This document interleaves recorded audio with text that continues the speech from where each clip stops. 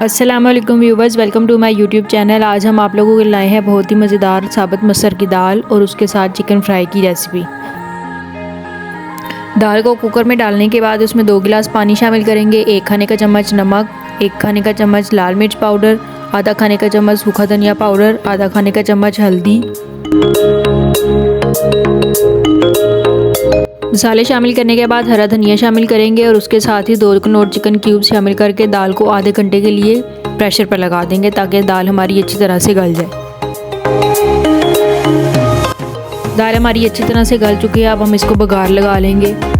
बघार लगाने के लिए हमने पैन में ऑयल शामिल किया था 3 से 4 खाने के चम्मच। उसमें 1 बड़ा खाने का चम्मच लहसुन अदरक का पेस्ट शामिल करके इसको फ्राई कर लेंगे।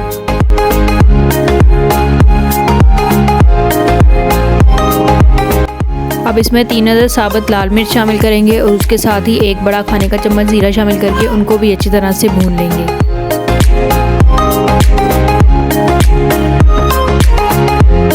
सब चीज़ें अच्छी तरह से फ्राई हो चुकी हैं। अब इसमें दाल शामिल कर देंगे और उसको अच्छी तरह से इसमें मिक्स कर देंगे।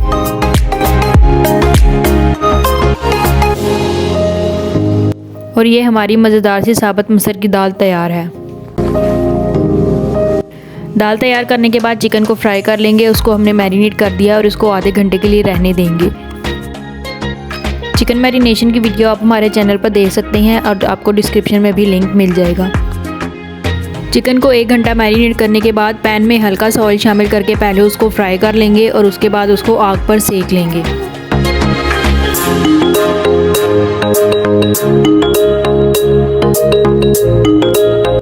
और ये हमारा मज़ेदार सा फ्राई चिकन तैयार है।